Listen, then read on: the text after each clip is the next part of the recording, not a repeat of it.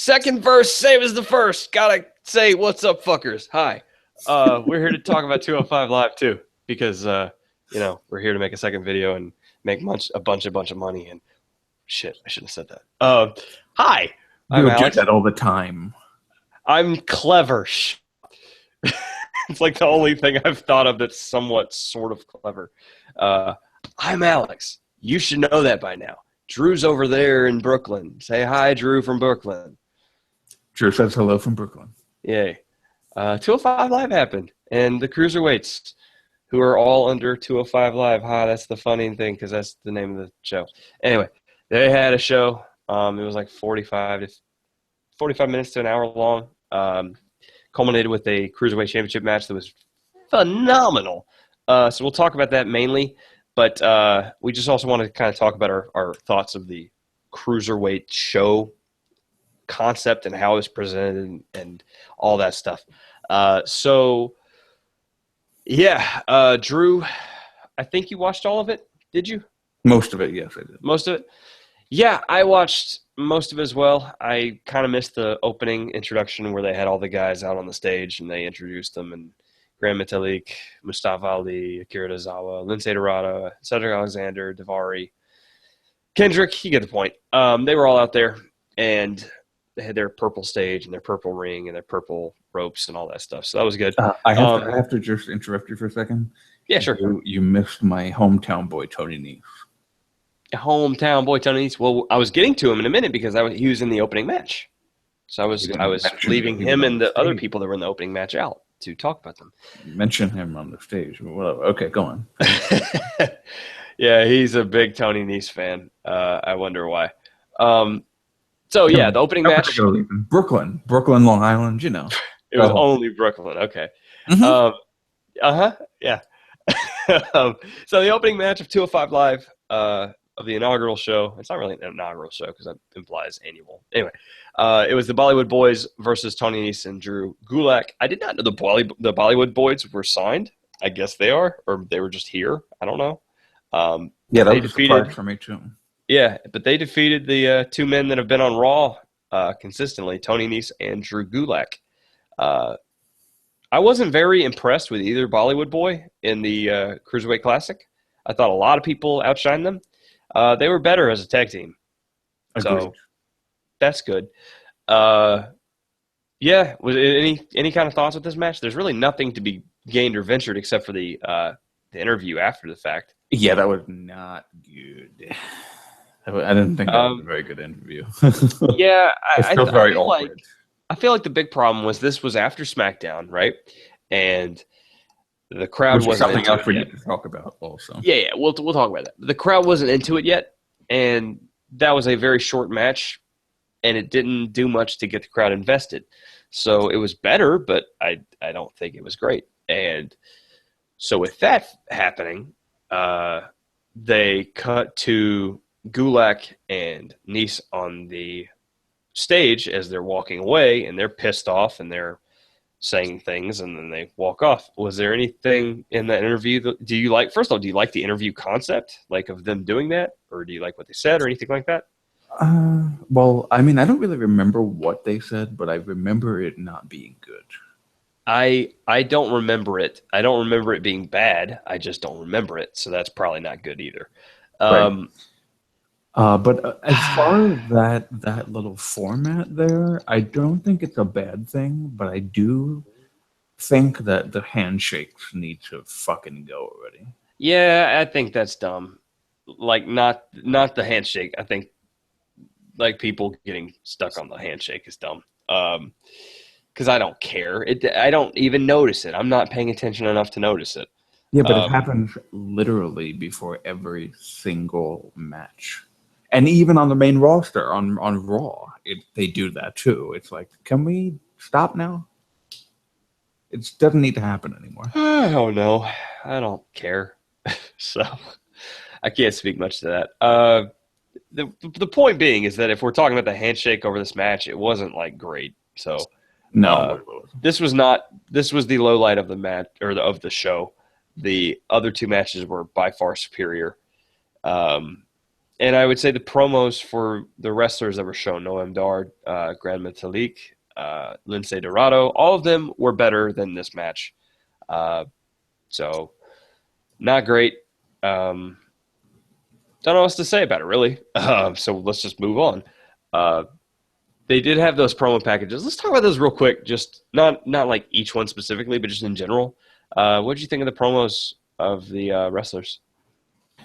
I liked kind of like, even though we know some of the cruiserweights from Raw, I like that they're doing that for the guys that are newer, so that this way more people who are not familiar with them are getting to know them. And the reason why I say that this was really great was because of the last one that they did with Mr. Rich Swann, because that one was that one That was got you very, misty-eyed, didn't it? very, very deep. And Yeah, that was that was really good. I'll get to that in a second. and it was a driving force in me really rooting for him to win. It was great. That's the point. Because did not know that story, and that touched me a little bit, and I teared up a little bit again. I get wrestling's making me emotional this year. Yeah, you got emotional over the DIY win and a bunch of other things. So that's okay. That's good. That's kind of what you want from wrestling, really. Yeah, it is. And so I think that these video packages, I think they served a purpose, and I think they should continue that. They're going to need it with Gallagher. They're going to need it with Ho Loon, who I don't really care about, but I don't think anyone does really. Okay. And I think it is a good thing to do. Yeah, I think the one criticism I would have of the video packages for some of these wrestlers were they were very long. It felt like the wrestlers were rambling a little bit to me at times when it was the guys interviewing themselves.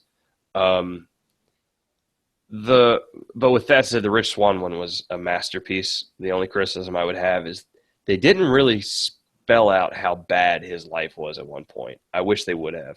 Yeah, and I get it because PG and stuff, but like, guys, you have a literal walking don't do drugs kid story here. Like, that's, first off, that's marketable. So that, but also, guys, Rich Swann was addicted to cocaine. That ain't good. His parents died, and he got in with gangs and was doing cocaine, and the only reason he fucking quit was because his dealer had a heart attack and died. Now, why did that really powerful, more powerful even than what they spoke? But I'm really glad they did tell that story, because it you deserve to have that story for him, because that tells so much about him. Let me ask you this quick question. Yeah. What was it about his drug dealer dying that made him quit? Didn't get anymore. Do you not know? Do you even know the answer to that? No, but like, that's what he said. Oh, so he said that personally. He said, yeah, like, I mean, like, that's the reason I quit, was just, it's like, oh, he said, I think what he said is it shook him. The fact that he saw someone really young, his drug dealer was like in his 20s, die from a heart attack. That's not supposed to happen. And he's like, oh, yeah, probably should figure things out. Oh, so he died because of the drugs. He died because of a heart attack, but people don't have heart attacks in their 20s. So it was because of the drugs. Essentially. That's okay. All right, so I get it now. Yeah. So, point being, it got him on the straight and narrow. His family helped him a lot, which I think it's his grandmother who really, really helped him, and that that's a story that really needs to be told. They need to talk about how fucking awesome his grandmother was, or whomever it was in his life that got him out of that, because that's a hero right there. That person needs to be praised and exalted for doing something so helpful for someone else, for another human being. That's really awesome. Um, anyway, we'll get to the match itself in a second because I want to talk about Jack Gallagher versus Daivari first. As unmemorable as the first match was, Jack Gallagher is the exact opposite. He is so different than everyone. It's great. He's as white as Sheamus. He's whiter than Sheamus. Well, actually, yeah, that's true. He's whiter than Sheamus. He has the most colorful ring gear of any superstar. And I really just enjoy him. I think he's really great in the ring. He is so smooth. I mean, he looks unruffled at all times. His escapism, it's a British thing, if for anyone who didn't really get that. Like that kind of wrestling scene really, really enjoys that type of wrestling. So you see a lot of guys who can wiggle their way out of submission attempts in really weird ways. But it's a feature that is not seen in WWE. So that is really cool. That's going to give him a spot. I just think his effortlessness works. Yeah, I think this was my first impression of 205 Live is like, I don't think there are a lot of baby faces on this roster. I think Jack Gallagher is one of them. I think he gets over large as a baby face if you do it right. I think it's Cedric, it's Rich, it's Jack. And I think everyone else is probably a heel. Yeah, so, especially TJP. I'm sorry. TJ Perkins should be a heel. Noam Dar should be a heel. I think Graham Mentili and Lindsay will be baby faces too, but I don't know how high on the card they're going to be. Yeah, you know what? Actually, I think that those would be the perfect baby faces. You would have Jack, Rich, Cedric, Graham Mentili. I mean, I'm sorry. Gran, Lindsay, and the last one that you mentioned. I forgot his name. Swan, Cedric, Gallagher, Lindsay, Gran. Those five. I think those are the guys that are gonna, those are the guys that are gonna actually move the needle as a babyface. Yeah, TJ just didn't really do it for me as a babyface. I didn't think he did bad. I just think that he doesn't have enough there. I don't think it's his fault. I just don't think what they build him as is enough. Aside from the fact that he already looks like a douchebag, the way that he dresses. Anytime someone slicks their hair straight up. With the sunglasses. Come on. Like, yeah. And like the video game nerd. Like, You're a douchebag, so you should be healed. So, yeah, I think that's good. I'm really happy that Jack Gallagher is actually on our WWE roster because he's immensely talented. So I'm really cool with that. I love that his finisher is a drop kick. That's great. Yeah, you don't see that much. That amazing running drop kick to the face. Yeah, I like that. It looks better than the haluva kick from Sami Zayn, I'd say. Shots fired. I mean, I love Sami, and I'm not saying like it's bad. I'm just saying that when I stop and think about it, like Sami kind of slows up and hits him with it. This is just a running, jumping kick to the face. I'm sorry, that's a little bit better, don't you think? Yeah. So, if anybody criticizes, that's what I'm mainly doing here, is if anybody criticizes his finisher, I would say, I can tell you some finishers is better than. So, I'm cool with that. Let's talk about the main event because that was awesome. And it was really, really cool because it got the crowd to really start caring, and that's awesome, too. And that will lead into the whole aspect of 205 Live being when it is, where it is. And so let's talk about the main event first, and then we'll get into that conversation. Sure. Yep, go ahead. I teared up again for the second time in you big old minutes. Softy. I'm a softy, yes. I'm a softy from Brooklyn. I'm a Mr. Softy from Brooklyn. All my Mr. Softy. All my Northeasterners. That's how I imagine Northeasterners talk. Mr. Softy. We're not all 30s gangsters, you know. I wish you were. That'd be so much cooler. I live in the South for anyone who doesn't know. makes me feel like shit that you don't think I'm even cool, that I have to be 30. Well, I'm not saying you're not cool. I'm just saying you'd be cooler as a 30s gangster. I would be cooler as a 30s gangster. Yeah, see, so here's what we're going to do, all right? We're going to go in, we're going to kill that guy, you see? Yeah? Yeah, see? Yeah. Yeah, see? Gonna go get Rich Swan, see? Yeah, that rich one, we're going to get him. Put him in a headlock, see? Yeah, headlock. You know what? Okay, we You need to know stop. headlocks in the cruiserweight division? Not really a fan of those. Yeah, but it only works when Jack Gallagher's in it so that he can handstand himself out of it. You Right? just sold me on it.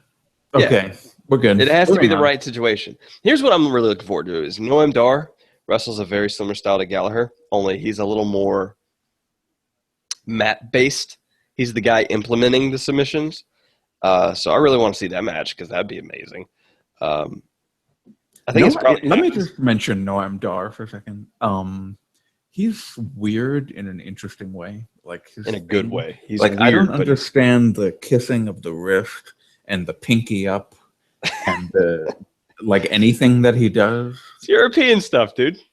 It's just fascinating to me. Weird. Oh man, I don't know it either. I think he kisses his wrist for in tribute of someone. I think I can't tell for sure. I'm sure I could look that up. But yeah, I love Noam Dar. I love that his nickname is the Supernova. Even that's kind of weird. What does that even mean? Well, it's like a supernova is bigger than a superstar. That's what it means, essentially. So, that could work well with a heel character. Yeah, I think so too. All right, main event time. Yeah. Go ahead. I'm looking this up. So yeah. Yeah. So I didn't know anything about Brian Kendrick, and I have to say that just the healing that he did in the Cruiserweight Classic over the summer was enough to get my attention. Especially, he had a match with, I don't remember who it was. Was it Mustafa Ali or the Samoan? This is the Samoan guy. I don't remember the Samoan's name, but it was so vicious that it made me almost cringe, but I couldn't stop looking at it. Do you know which match I'm talking about?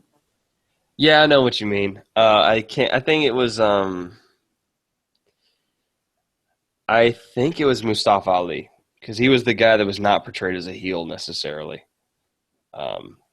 Could not tell you for sure. Yeah, and it was just like, oh my god, like that. It was that spot with the teeth on the rope, and he just kicked his head in. Yeah. It was like, holy fuck. By the way, I found out why Noam Dar does his wrist kiss thing. Oh, please tell me. It's a soccer tradition thing. They write or tattoo the name of someone important to them on there, and they like kiss it for good luck. So, yeah, and then pinky up something else. I don't know. But like that's something they should be like. They should be telling us this. Yeah, I agree. That matters because they're essentially taunts. Why does he do the thing where he crouches and has his hands behind his back? Like, what? Can you answer me these questions, WWE, please? Because I wish I had watched more Noam Dar. I really like him. I haven't watched a lot of his stuff, so I don't know these answers. So please give them to me. Pretty please. Yeah. So yeah, Kendrick he can be delightfully vicious. He is, again, you got to remember he's from that Daniel Bryan era where these guys started really working stiff again. And yeah, I mean, you look at Nakamura's from the same era, and like it's good because they can really go into some dirty stuff, and that's good Like that's a depth that needs to be breached in wrestling at times. And in a championship match, you should see that. So, yeah. And in that Cruiserweight Classic match where he like bloodied the guy up and he looked brutal. And he looked brutal to Rich Swann last night. He was fucking up his neck real bad. Then he snapped his neck on the unprotected ring thing. I can't even know. I don't even know what to call it. It's just the Yeah, thing that Mil Muerte has used to unscrewed from the casket match in Lucha Underground and beat the shit out of Phoenix with it. That's all. That's all. The ring spoke. I don't know. It's metal. Point being, and he snapped his neck on metal, so that's not good. That was a good, well-told story, well-told, well-executed match. and Both of it them brought can the fucking crowd. go for days. The crowd was just the crowd wasn't that into it in the beginning, but towards the middle, they were getting pretty into it. They went from being kind of like they were kind of into it because it was a championship match, but you can kind of hear what I mean by that is not necessarily like really into it, but they're like, I'm watching. Yeah, And then by the end, they were really popping hard for every time Swan did something well. And like they really cared by the end. And again, it's going to take a consistent effort. It's the same thing with all these shows. You have to do this week in, week out before it becomes, a success. But week one was a success because of Gallagher and this match, in my opinion. So, fuck yeah, Rich Swan's the Cruiserweight champion. That's fucking awesome. I'm so happy about it. Very much deserved. Kevin Owens congratulated him on Twitter. I saw it. Yeah. Yeah. That's cool. They both were in Ring of Honor at the same time. So, yeah, really, really cool. Now let's Again, talk I think about. this is another show that I don't know if I would watch it every week, but I definitely want to watch it. And I think it's actually good for them, too, because it gives me a reason to watch Talking Smack now where I really wasn't like, I was like, I don't want to go fucking turn the PlayStation on or, go looking for it. Where now I'm already there, so that's good. Yeah, I kind of I was against the putting 205 Live after SmackDown for the reason of Talking Smack should be after the show that it's talking about. But I think this might help Talking Smack because think so, more too. people will have eyes on it just coming off of 205 Live. I totally agree. And it actually, I've been to these live shows before. Last time I went to WWE, I think I went to Raw. We got there 15 minutes before the show, and there was nobody in the fucking arena. And there was a dark match going on, and it was like Jack Swagger versus whatever. And I saw that and laughed and went to the concession stand because I was like, fucking hell, I'm watching Jack Oh Swagger. yes, that was filmed. That was filmed for the now axed superstars, Right. R.I.P. superstars. Yeah, which is, whatever. So I think it's better to have it after the show where everyone's at least there and some people may leave, but you can basically just encourage people to scoot down and we'll keep this camera angles low. And I think what you're going to end up seeing, hopefully, is 205 Live may be a show where, okay, all the people with kids leave to beat traffic and get them in bed on time. The smarkier adult fans stay for that show. And it may be a good thing because it gives it a different flavor. You know what I mean? Mm-hmm. So, and, Because you can bash on the NXT crowd, and I won't necessarily say that's wrong. But the one thing that NXT has had going for it for 2 years is that it's just got a different feel, right? So even if the crowd's not that great, by your opinion or not, at least it's different. And I think that's kind of what they always say about wrestlers. At least they need to be different. They have to do something different. Well, the crowd's different on NXT, and hopefully the 205 Live crowd can be different as well. So I'm hoping for that. I think that may be something that occurs as we go along here a couple months down the road. Yeah, yeah, man. Like I said, I think this was a good successful first show.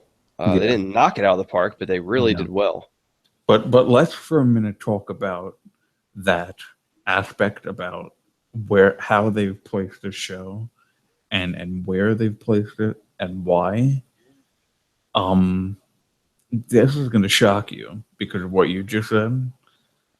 But I talked to some other people today about this show, and I pretty much said, and still think right now, that 205 Live should have been filmed at Full Sail.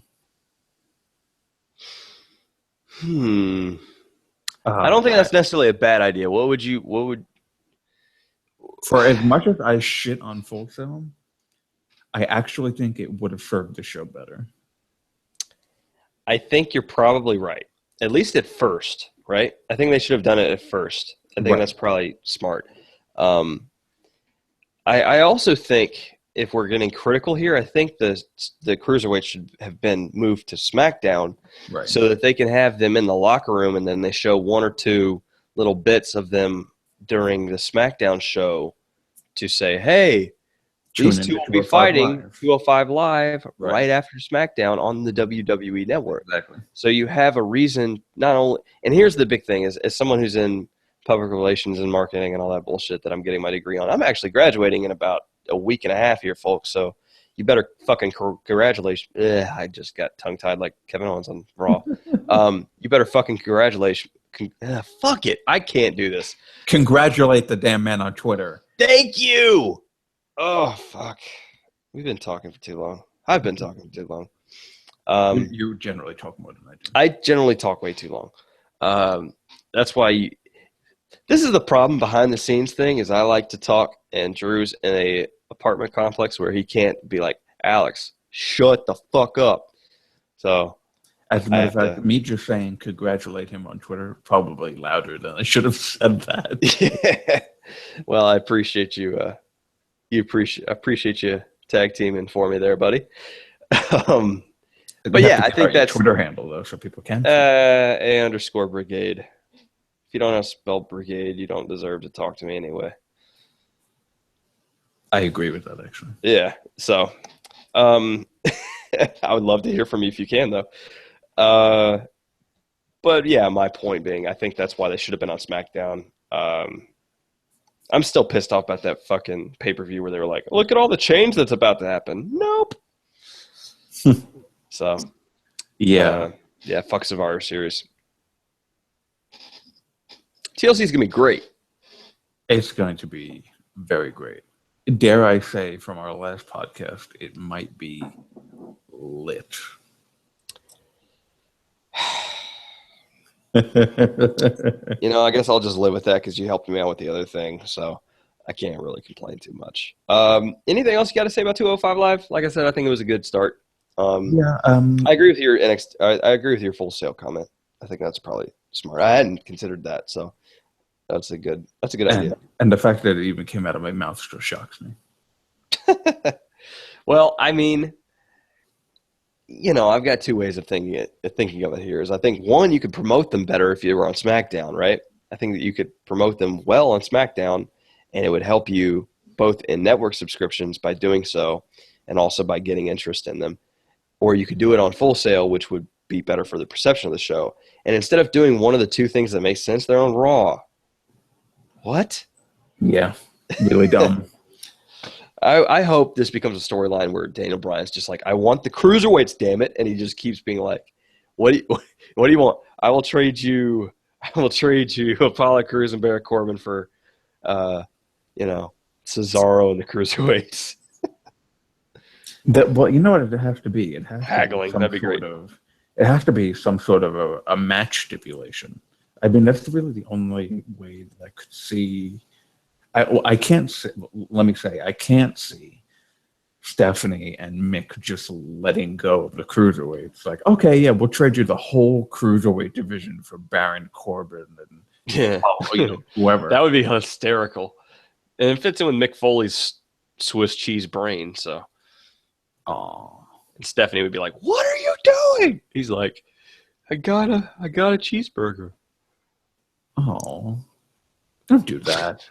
Look, I hate Mick on this show, but don't make it sound like that. That's I don't mean it like literally. And if he probably would hear this and probably conk me on the head, but we'd be cool probably. I hope. I deserve to be conked on the head for saying that, but you need to be thrown off the cell for saying. I'm trying to be entertaining. Shut up. Leave me alone. I'm doing my best. My best is not very good, but I'm doing it. Yeah, man. I like this show. And there are plenty of things we could critique and be like, maybe not the best decision making, but that's any WWE decision. So we'll take the positive and leave the negative for the negative Nancy's out there, or the JBLs of the world. Check out Monday Night Raw podcast when we're negative Nancy. I need to open up next Monday Night Raw podcast being like, fucking kill me. Fucking kill me. Well, I don't have anything else to say. What about you? Once again, I am at a loss for words. Yeah, well. Folks, we're Smark City. This is our second podcast of the night. I need to go get rest or something so I can talk coherently. I need to also now go and do something for tomorrow's class that I completely forgot about. Oh, fuck. That's sad. I'm sorry for you. You'll make it up somehow, I'm sure. Yeah, I'll do what I can to make it up for you. I don't know. I'll figure it out. Yeah, so Smark City. We're Smark City at the Smark City. SmarkCity.com. TheSmarkCity.com. Pardon. Yeah, come talk to us. Smark City. Please come talk to us if you'd like to. We're not trying to be necessarily a news site here or a news brand. We're just trying to have fun. Enjoy this wrestling Not all thing. of us, not all of us can work at a certain very popular entertainment site and just create a wrestling site out of nowhere and be very successful. I mean, we couldn't just put up posts like, hey, this is a cool picture, and they get millions of clicks and money. That's not a thing we can do. We're not list people. We're not breaking news people. Jesus Christ, we're shooting on everyone here, aren't we? We're not, we don't sit. We are the jobbers of the wrestling media community here, so we probably ought not to be getting too critical well, hold on though. I'm not talking about it negatively. I'm just saying that we are not the type of people to do stuff like that. Oh, sure. Yeah. I mean, I would rather be doing like features and be like, hey, I had an idea. Do you like it? And then you tell me if you like it or not. Because we just strive for attention. Yeah. We want the attention. Yeah, we want attention and we want money. But, Again with the money. Hey, man, I need me some Shane O'Mac Jordans or something. I mean, I wouldn't actually buy shoes with it, or not Jordans at least. Yeah, that's a very unlikely thing that you would buy. money. Yeah. I'll do the hand, like where he jumps out on the ramp and is like jumping around doing his arm in a circle. I can do that. That sounds okay. So you know what? I'll be Vince McMahon and you be Shane McMahon for Halloween next year. Can I not jump off things? Or is that like part of the Halloween costume? It might require a bump of some sort. Oh shit, I got it. I'll hit up Roman Reigns on Twitter, be like, hey dude, can you concuss me real quick? I don't think did he get concussed from that? I don't know. I don't think they would tell us. Probably not. No, why would they tell us? They're not like a sports site. Like that's another thing. I wish there was more wrestling media so that people could like actually hold WWE to their feet to the flames on these kind of issues. Like, no, like tell us if he got a fucking concussion, because that's kind of information I want to know. Anyway, yeah, if you're watching the video on YouTube, please feel free to leave us a comment. We'll definitely get back in touch with you. Like I said, we're attention whores, so please talk to us. I'm an attention whore, and you're just a whore. Yeah, exactly. There is a old Whitest Kids You Know skit where the dude's like, he can't help but demand attention, and like when his friends ignore him, he hangs himself. That's a way funnier segment as it's than what I just described. So you might want to YouTube that too while you're at it. But that's what we are. We're the guy just to hanging let themselves. you know. Yeah, but we're not going to really hang ourselves. No, At least no, I'm not gonna, going to hang myself. no. We're not going to hang ourselves for your entertainment. Sorry. I'm not going to pull some weird Houdini shit or something. Yeah, no Houdini. Oh well, that'd be a good wrestling gimmick. Like a shitty Houdini. There's got to be somebody on the indies that does something like that. I'm sure there is. Yeah. All right, folks. I got nothing else to say. I hope y'all have a wonderful. That like 10 minutes ago. Yeah, and then we kept talking. I hope y'all have a wonderful morning, afternoon, night, whatever time it is you're watching this. Later. Bye.